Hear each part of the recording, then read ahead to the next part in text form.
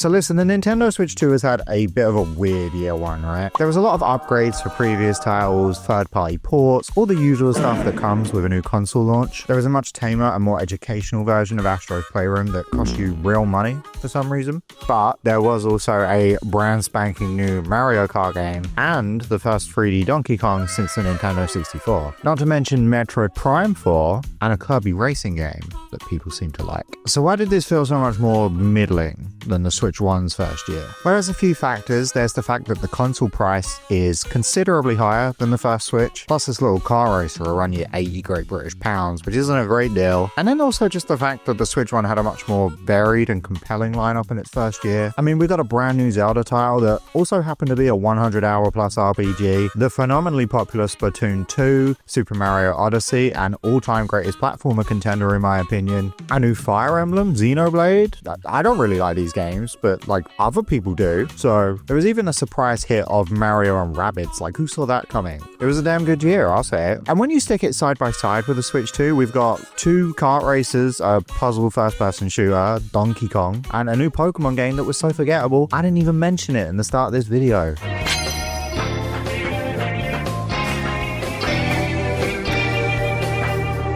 Did you remember it? Because I didn't. And look, I like Mario Kart World. I had a fucking blast with Donkey Kong Bonanza. But I'd be in denial if I pretended that this lineup satisfied as many demographics as the Switch ones did. If you don't like racing or monkeys, you're kind of out of luck with this platform at the moment. But I think there's an even bigger issue at play here, and it's one that's been seeping its way into Nintendo's game design philosophy for a while. I just think I'm starting to notice it more because the Switch 2's library is much more concentrated, and that thing is Nintendo's gradual shift into what I like to call you do it then games. What do I mean by that? Well, I think very broadly speaking, you can sort video games into one of 2 macro categories. And that's games where the developer has built specifically crafted scenarios for the player with rewards and incentives, and games where the developer provides an environment for the player, but it then kind of becomes the player's responsibility to create their own enjoyment without any payoff or promises of rewards. So like Super Mario 64 is a game with a well-defined level structure and moveset available to you. There are clear objectives and not too many ways to play the game, in an intended sense anyway, then to just collect the power stars, advance to the final boss, kill Bowser, and boom, game's over. Move on. Something like Minecraft, on the other hand, is a you do it then game. You're plopped into this vast procedurally generated open world with no real direction, and the game expects you to figure out what you're supposed to do for fun. And even though future updates would eventually add some guidance to Minecraft and even a final boss for players to beat, I still wouldn't really call them endings. This was never really the point, and it still isn't. I would say that the majority of players do not consider their game finished when they beat the Ender Dragon, because there's just so much more to do in Minecraft. You might consider your goal to be building a big house or even a town. Maybe you want to craft the best armor or build a farm. You might want to become an expert at redstone engineering. Maybe you want to build a weird little villager prison, force them all to do chores and have babies. Weirdo. Anyway, I don't know if this was really the first game to do something like this, but I think Minecraft definitely popularized it. And I don't just mean like building, survival mechanics, crafting, procedural worlds and all that stuff. I mean the very concept of make your own fun. I think for a lot of indie devs, this is a really cost-effective way of building a full game. You get to design these fun like mechanics and systems, and then you just give players a world to kind of mess around with those systems in, and then you kind of just let them figure out the rest. Whatever, they'll make the game. It's the whole philosophy behind a toy like Legos, and they're one of the most popular toys ever created, so it seems like a good idea, right? And you probably think it sounds like I love these kinds of games from the way I'm talking about them, and kinda, yeah. I've had a ton of fun with games like Conan Exiles, Power World, Starbound, Minecraft, No Man's Sky. That thing's won Best Ongoing Support of the Game Awards for like a decade now. It's insane. But I know what you're asking. You're sitting there munching on your YouTube and dinner combo, and you're asking, what the hell does this have to do with Nintendo? And why do you think it's hurting the Switch 2? Well, I'm very glad you asked. Nintendo have always very much been in the first camp of design mentality, that being highly curated and regimented experiences designed to be played in a very specific way. I think for me, the first sign that they were starting to step away from this was with the announcement of Super Mario Maker on the Wii U. In fact, I'm sure it was, because I remember being extremely shocked that an official level editor was even being considered by Nintendo. It just seems so unlike them to promote user-generated content in any form. And that was really exciting. I got a lot of mileage out of Super Mario Maker. Fantastic game, swear to God. But this is where I think we first start to see the cracks in the way Nintendo approached this new mentality. See, Nintendo had always been a very fun-first company, almost to a fault sometimes. Whilst Microsoft and Sony were living their kind of trad lives, you know, better graphics, better processing, that's what makes the better game. Nintendo was always kind of experimental. Frivolities like high-definition graphics, 4K resolutions, and ray tracing never really been their focus. Consoles like the Wii took risks with motion controls because it seemed like the more fun option. You had the DS, which tried to evolve handheld gaming with the second screen and touchscreen controls, but in turn forewent the ability to play discs or other media. It was very much just a games machine, whereas something like the PSP, again, went kind of for a more traditional sense of progression. Like, it was just a powerful handheld with the ability to play like videos and films and stuff like that. And look, they're not all hits. I mean, the Wii U gamepad was a cool concept, but let's be honest, looks like a leapfrog. Anyway, the point is Nintendo doesn't really do things unless they think they're fun, or at least they didn't anyway. And when they did, they often leant so far into the gimmick that was really all the game or console in question was. You're pretty hard-pressed to find a first-party Wii title that didn't utilize motion controls in some fashion, or a DS game that didn't require the second screen. There's this great quote from Miyamoto back in 2012. Game Cult were asking him if there was any chance we'd see a new F-Zero title on the Wii U, because they did a poll, and that was the series that gamers most wanted to see return. So Miyamoto is like really taken back and shocked by this. He's just flabbergasted that anyone would ever want to see a new F-Zero game, right? And I think the response that he gives is a perfect insight into how not only he thinks, but how Nintendo as a whole operates. So Miyamoto steps up to that mic, right, and he says, "Why F-Zero?" Which again, I just think is so fucking funny, as all these fans like anxiously waiting and wanting to tell him how much that they like love the series. And he's like, why? But no, obviously that's not really what he means. What he actually asks is, why F-Zero? What do you want that we haven't done before? And this is kind of beautiful because you can see this exact question being asked in almost every new title that Nintendo released. This is why we rarely see direct sequels, why when we do, they revolve around certain gimmicks. Let's look at 3D Mario titles again. 64 made that initial jump into 3D, but then they waited until the GameCube before creating Super Mario Sunshine. And this was so they could incorporate FLUDD, which makes big use of the extra buttons and especially the pressure-sensitive triggers on a GameCube controller. See? Look at those bad boys. Then Galaxy changed things up again with what is still the best anti-gravity system in gaming in my opinion, and a plethora of motion-based gimmicks, like the spin attack, the pool stars, and all the various tilt-centered minigames. Even Galaxy 2, which only really exists because it's just a bunch of leftover levels from Galaxy 1 that were never used, still added Yoshi so that it would feel like a different experience in some form. So where did Super Mario Maker go wrong then? Well, it introduced this fantastic level editor, but that was really all it introduced. This was a you do it then game to the highest degree. You make stages, and then you play stages made by other people, and you did it because you wanted to. And it was fun, which is great, but it could sometimes wander into this, why am I still playing this again? Except that's not entirely true. There was this mode called 100 Man Mario, and this was a fun little mode where you had 100 lives to get through a set number of stages, and at the end of each run that you did successfully, you would unlock a little amiibo costume for use in the editor. I liked doing these runs. They felt intense, and the amiibo costumes were a fun enough reward. But this wasn't the only Wii U game that suffered from this problem. Smash 4 felt noticeably barren to me compared to its Wii counterpart Brawl, and I'm talking purely from like a content standpoint. I think in terms of how it feels to play and how it looks, Smash 4 is definitely the better title to me. Who remembers Trippin'? That was pretty whack, right? But anyway, the lack of a proper story mode really spoiled me coming from Brawl. It just felt like a real step back since the game just kind of hands you the vast majority of the roster from the get-go. So there's not too much in terms of tangible goals to pursue beyond classic and event mode. And once you rather quickly fill up that roster, you're only really left with trophies to unlock, which are fine, I suppose, but they're very RNG based and a little too boring to be worth it in my opinion. Mario Kart 8, phenomenal game. Again, didn't really have much to do, I'm sorry to say. There's 14 characters hidden away, sure, but they're all unlocked randomly for getting golds in Grand Prix. And honestly, once you finish the Grand Prix, what are you using your new characters for beyond online mode? And look, I get it.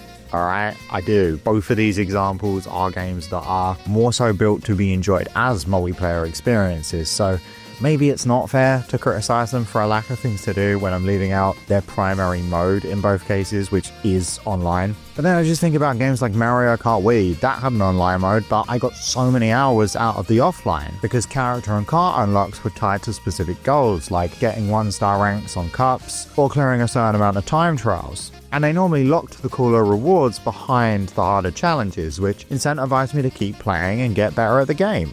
And what we're seeing in Mario Kart Wii is a carrot-on-a-stick incentive system, where yes, the game is fun for me and I'm enjoying it, but I'm also being incentivized to keep playing it because I'm being given tangible tasks and taught that I'll be rewarded with increasingly cool stuff if I get better at the game. This started to shift with the Wii U though. There is very little carrot hanging from that stick in Mario Kart 8. Instead, I'm told that if I keep doing the bare minimum, I'll be rewarded with 1 of 7 Koopa kids, when quite frankly 1 was too many. The problem in my opinion has gradually gotten worse as Nintendo moved into its Switch and Switch 2 era. Mario Maker 2 is a largely better game than Mario Maker 1. I mean, it had more items, more enemies, slopes. Everyone wanted those, right? However, the one thing that this game didn't have was 100-man Mario mode. Instead, the game replaced it with endless mode, where you have a finite amount of lives to complete an unlimited amount of levels. And on the surface, this might not seem like that big of a deal, but it was something a lot of players said that they felt wasn't as fun as 100-man Mario. And this is interesting because in essence, it's kind of the same thing. You are just kind of playing random user-generated levels until you're done and don't want them anymore, right? But the difference is in the way they're framed. 100-man Mario mode gives you a definite goal, and you can start to feel that tension and pressure mount up when you're on your final level and you've only got a few lives left, but then you manage to do it and you get that amiibo costume, so there's a little dopamine hit at the end, and you get to leave with a sense of closure on your run. Endless mode not only doesn't have the amiibo costumes or any tangible rewards at the end of runs, but also just doesn't have ends of runs. It's endless mode, remember? So instead, every run ends with a loss, and this does something to your mental state when you're playing, because you don't stop playing when you accomplish what you wanted to in that session. Instead, you stop playing because you've had enough, you're bored, and this will be how you feel every time you walk away from endless mode, because there is no reason to stop playing beyond getting bored. But what about their other games, right? They had other games on the Switch. The Legend of Zelda Breath of the Wild is probably my favorite Zelda game. Breath of the Wild just clicked for me and fulfilled this need to explore and do my own thing, whilst also giving me enough tangible goals and tools to work with that it didn't become too much of an aimless experience. Like sure, the game lets you skip the divine beasts if you want and is very generous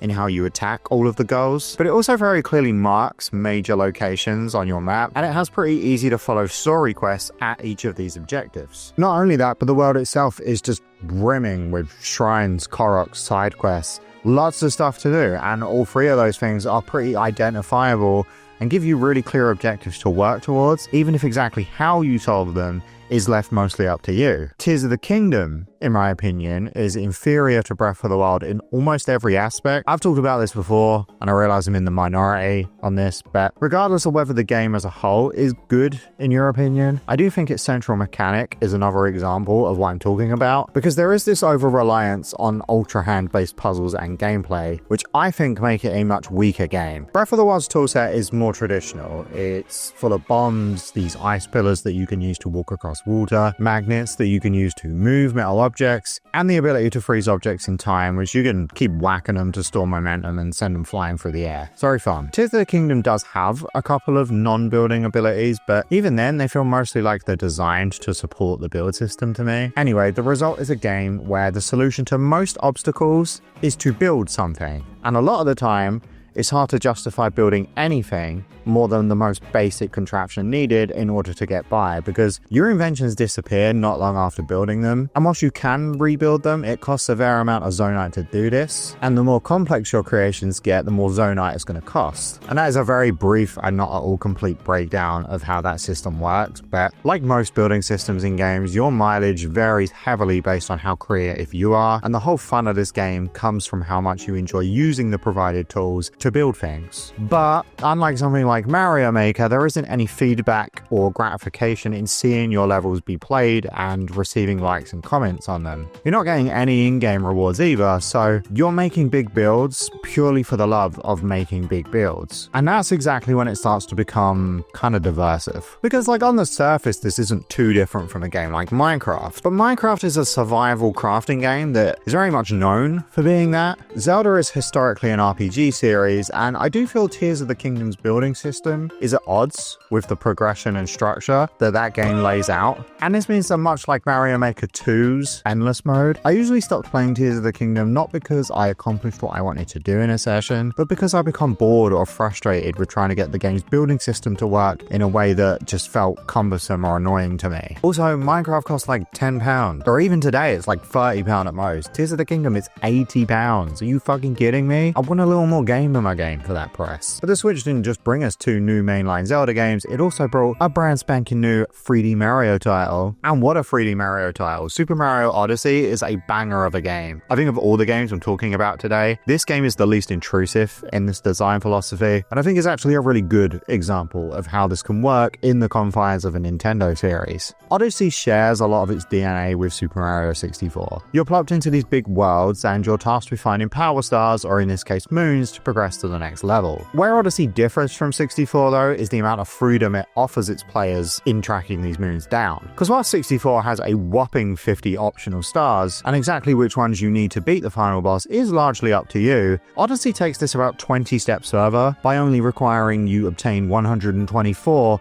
of the 999 total power moons in this game. And also, unlike 64, the game doesn't boot you out of a level and give you a power moon's name before you go after it, so you are more or less left to your own devices. But I think Odyssey strikes a better balance because it still has this constant goal of obtaining the moons and does guide the player through the world pretty well, repeatedly giving them tangible awards for going out of their way, such as new outfits for Mario and unique hidden trial areas. There's even 3 post-game areas, the Mushroom Kingdom, the Dark Side of the Moon, and Darker Side, plus an abundance of new, more difficult moons in old locations after you beat the final boss. Which, like, that's just so fun and such a good incentive to go out of your way and collect the absurd amount of moons lying around in this game. Although that is where I start to get to the slightly more negative side of things in Odyssey, because having so many moons did result in some of them feeling kind of trivial. There are moons that you can get for literally kicking rocks in this game, and whilst 880 of the 999 obtainable power moons are unique, the remaining 119 have to be bought for 100 coins each, meaning that you'll need to grind out almost 12,000 coins to get the full 999 limit. And it really doesn't get you anything worthwhile either, so this part of the game is the definition of you do it then. You literally have no goal beyond grinding coins at this point, so if you're still playing, it's because you really like Odyssey. But again, I think Odyssey does strike a nice balance of giving the player a sandbox with enough well-defined challenges and rewards along the way to keep things from ever feeling too aimless. Anyway, the last Switch 1 game that I kind of want to touch on is Super Smash Bros. Ultimate. When I first heard about Ultimate's roster starting at just the original A, I thought this was going to be super neat. I thought I was going to have this epic journey ahead of me to unlock the massive 74 character roster, but no, you can kind of just unlock them all in like an hour by using level 1 CPU matches. And this is the most effective way to do it, so like, I don't know, why would you do it any other way? I guess you could do World of Light, but that mode's not really that fun, so what's the point? And it's just straight up no event mode in Ultimate either, so really classic and all-star mode is all there is beyond online, and even all-star is way less cool now, so I don't know man, Ultimate is severely lacking in the content department if you don't participate in online mode. There's not even trophies anymore, they're just glowing PNGs now. Anyway, it wasn't long before the Switch 1 faded into the distance and we met the cooler Switch. With its fancy 4K resolution, nicer graphics and better processor, it was definitely a Switch, actually, which was kind of surprising. Like I said, this was kind of weird for Nintendo. In previous generations, they tend to make something completely new, something that's kind of like more fun, for lack of a better term. And I'm not against it, don't get me wrong. All I really wanted from a new console was a more powerful Switch, but I think it certainly helps to illustrate this change in design mentality that we started to see with the Switch and Switch 2. Why don't we finally talk about the Big Ape's return to 3D, Donkey Kong Bonanza? Bonanza is something of a spiritual successor to Odyssey. You can clearly tell that the same team worked on this game, and that's a good thing, in my opinion. I mean, Odyssey was a great game, stands to reason Bananza would be too, right? And yeah, it was. I don't know if he was expecting me to say no there, but no, it was a very good game. I had a lot of fun with Bananza, and I thoroughly enjoyed my time with it. But I do think it felt kind of lackluster compared to Odyssey, and I think this is because it leans even heavier into the you do it then territory. I think at a base level, Bananza is far more open than Odyssey ever was. Donkey Kong has a moveset that makes platforming kind of a non-issue for like 90% of the game. More or less everything can be punched through or climbed on, so you're not doing much jumping or swinging or anything you'd really expect from a Donkey Kong platformer. It's a very brain-dead game. You mash the sonar button, then punch and climb, and mash it again, then punch and climb, and that's kind of the whole gameplay loop. The game is kind of designed like gambling, to be honest. And this is because the button that activates the sonar telling you where more stuff is mapped to the same button that collects stuff around you, meaning that you are stuck in this constant loop of collecting stuff and finding more stuff. And it just goes on and on and on and on, and it gets kind of overwhelming, to be honest. I definitely felt my brain starting to melt away a little when I played this for an extended period of time. Like, it's tough to put down, but not because it's really challenging and engaging, more because it just feeds you the absolute easiest hit of dopamine again and again and again. And listen, easy brain dead games aren't a bad thing. They certainly have a place. But I do think this is yet another issue with the you do it then design mentality in Nintendo titles, because on top of this, the game's substitute for power moves is the Banandium gems, and it might surprise you to learn that you don't need a single one of them to beat the game. Is it going to make things harder? Yeah, sure, definitely, but it's still very doable. And I don't think the cosmetics are even as appealing here as they were in Odyssey. There's far less of them for a start, but they also provide you with specific stat increases and gameplay benefits, meaning that if you have a certain one you like, you're incentivized to keep using that, which makes collecting the rest of them far less appealing. And like, sure, you're probably going to want to pick up some Banandium gems for the skill points, and you're going to want to pick up a few fossils for outfits, but once again, there is a 999 cap on these things. If the game's brain dead enough already and all the gems and fossils do is make it easier, then why would I go after the vast majority of these things at all, beyond just doing it for fun? And I know that sounds a little silly, because like, what's the point of playing any games if not just for fun? Games don't actually contribute in any productive way in real life, so why draw the line at not getting some sort of in-game reward? And yeah, I agree, to an extent. It's a difficult subject to discuss, because I do think it's such a fine line. You should play a game because you enjoy it and not because you feel obligated to finish it. But I also think that little rewards do a lot to bookend your time with a game.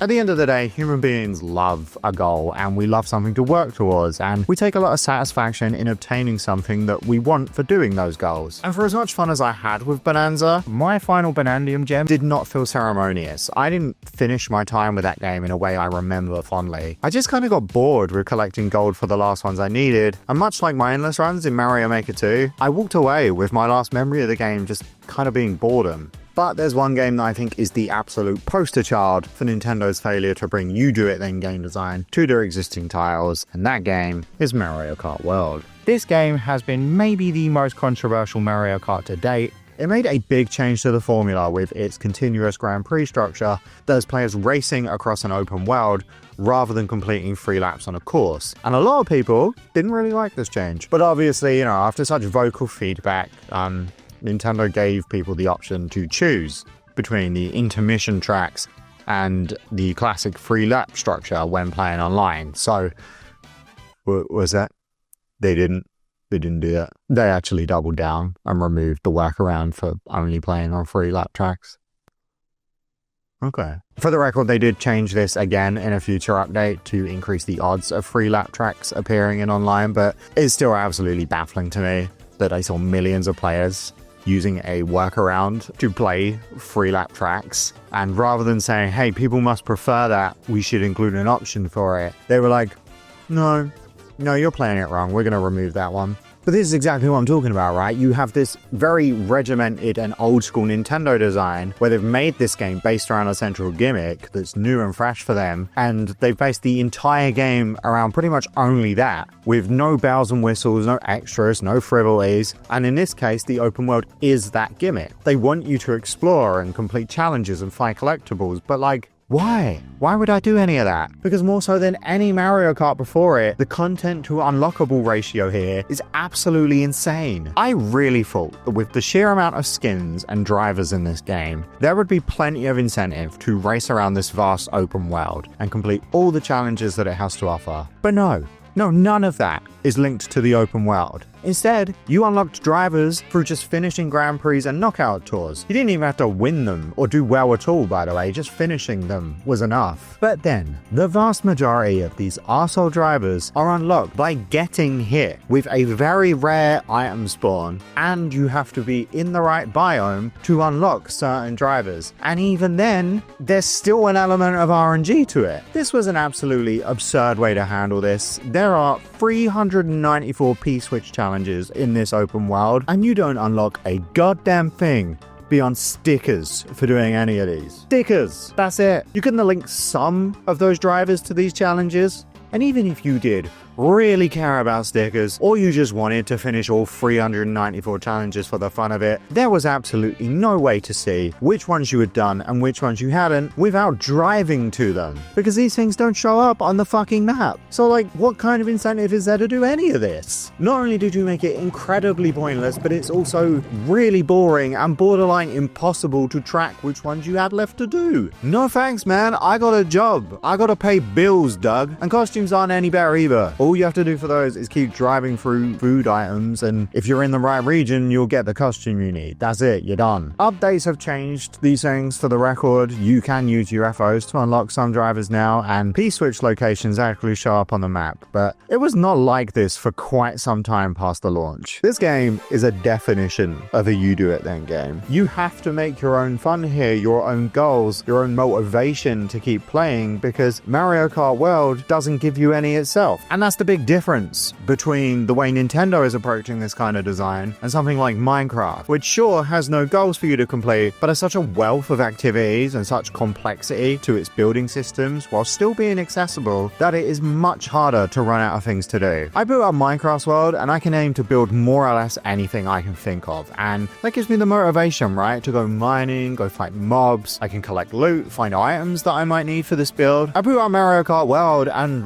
what the hell can I do in that world? Drive around aimlessly completing challenges that get me absolutely nothing. Fun is obviously a very important element in game design, that goes without saying, but you do need just a little bit of incentive to keep people playing. You collect those star coins so you can get to World 9. You collect Chaos Emeralds so you can become Super Sonic. You get good at time trials so you can play as the monkey with sunglasses. You keep growing crops because you gotta rebuild that community center. And I remember the first time I collected 130 emblems in Sonic Adventure DX and unlocked Metal Sonic, I felt so fucking good. And I genuinely think there is a lot of value in teaching kids that if they work hard towards something, they'll be rewarded for their efforts. And what better way to do this than in an environment like video games, where they are actually going to want the reward that they get. Listen, I just think that there's very little point in giving players a beautiful sandbox to play in if you're not giving them any toys to play with. Anyway, if you enjoyed the video, subscribe, like, comment, all that stuff. We can put like a